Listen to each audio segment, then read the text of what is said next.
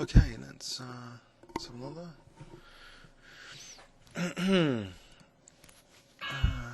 So neskorte 2243.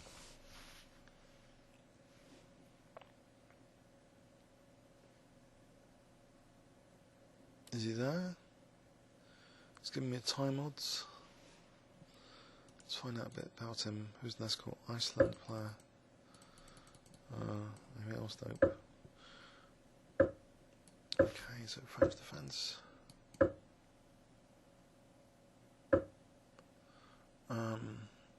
Play what I know a little bit about variation. So I accept these double pawns in exchange for some pressure on the G file. Later in the two bishops. So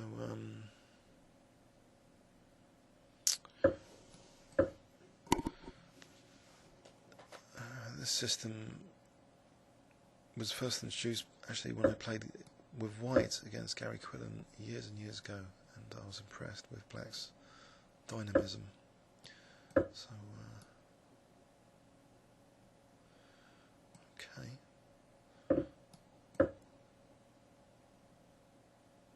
So the dark square bishop is a bit cramped at the moment. Time the f5 later and bishop f6 to cover up that e5 square is often handy. Casting queenside is often a good idea to avoid getting mated on the king side, because these double pawns are a bit of a weakness for king safety some of the time. Okay, so with c4 he's not going in for that plan of exchanging light square bishops, which is quite common with this system. With bishop a6 is being played, the queen's usually on e2 to support that. Okay, so here maybe c5 and the rook is actually nicely pointing at the queen. Useful tactically to have these things going on. So rook g8 and f5, and I can start to extend the scope of the dark square bishop. I think with bishop f6 it'd be kind of handy.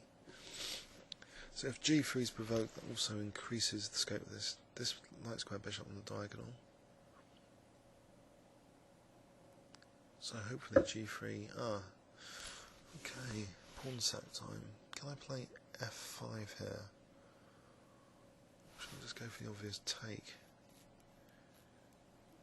That might just win a pawn for nothing. Otherwise, I know, taking on e6.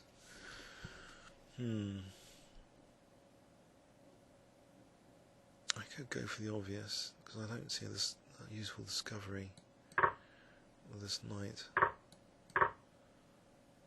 Unless I'm missing something. Looks like a good centre pawn to nab. I can still play f5 potentially. Aha! He's on the two bishops. Alright, trouble. And there's knight b5. More trouble. Right. There's queen f4 here. No, that isn't check. Okay. Right, bishop e6. Knight b5 is a concern. And queen b7.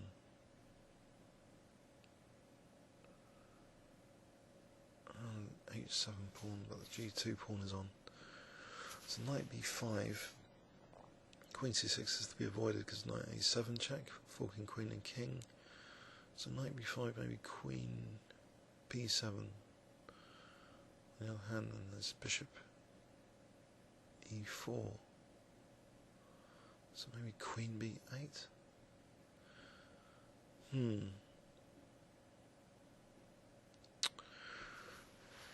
Okay, let's have a good look at that. Knight b5, queen b7, bishop e4. Where does the queen go? I don't like that. Right, so queen b8. Avoid the tempo loss. Maybe a6, b5 or something. King's a bit loose here. Right, so he's on e6 and c6. I can do knight e5 here.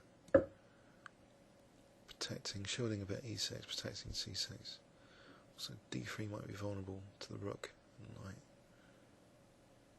But this is certainly an uncomfortable position. So it's got a point with the pawn gambit. Rook g2. Bishop a2 is not that useful here, is it? Rook g2. Might asking for more trouble.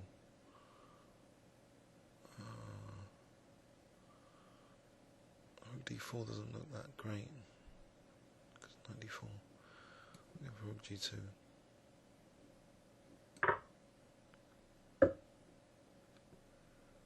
Okay. So rook g4 now. Just trying to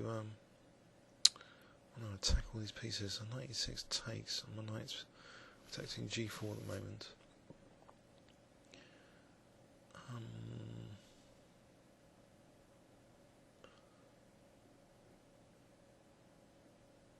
Am I falling to bets here, tactically? Okay, f3. Should I play rook e4 just to get rid of the light square bishop?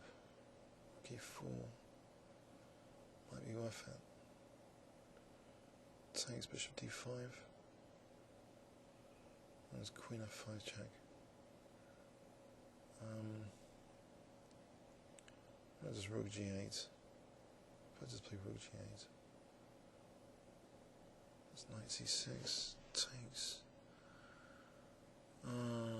Anything better than rook g8. Rook e4, queen e4, a6.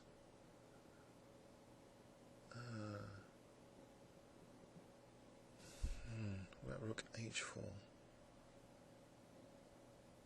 With the idea of just giving some pressure on d4. I'll do this. Also, maybe that rook's useful in the 5th rank here. So I've got the time advantage here.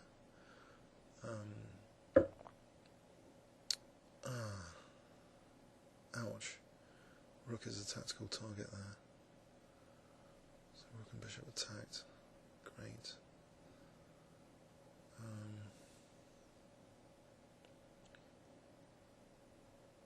I'm playing rook e4 here. Knight e7, giving me king d7. Alright, time for radical measures.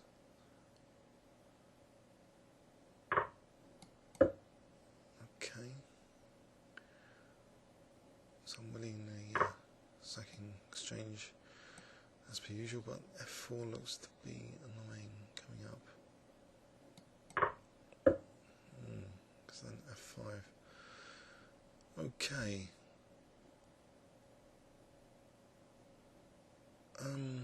a6 to start off with. Let's try and get rook d4 if the knight moves.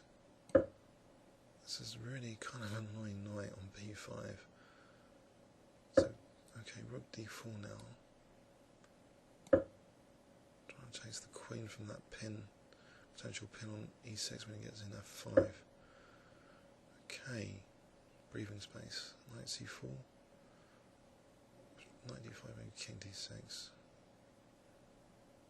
Knight c4 again. That's another tactical vulnerability.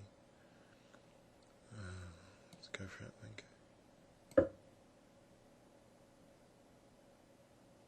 Actually, knight d5, rook d5. Okay, how about rook d2 here to try and get rook b2? Or queen f4, it's starting to look good. Queen f4, just clear out some issues. Actually, there's knight d2 potentially. There's rook d2, oh, there's knight d5. Oh. Let's get the king off there. I've only got 30 seconds. Okay, rook d2 here to try and get rook b2. It's bishop f5. Skewing the queen. Cool. Okay, let's have a quick look at that French defence with variation, which I played hundreds of times before. I don't know, this gambit was very dangerous actually. It's ripping apart a lot of the lines against the king here. After knight c3, attacking the two bishops. The knight's very dangerous. Maybe this is tactically winning for white. I don't know what to do here with e7 and h4 attacks, apart from this. So this seems just very high risk stuff, but seems to work out okay. Comments or questions on YouTube? Thanks very much.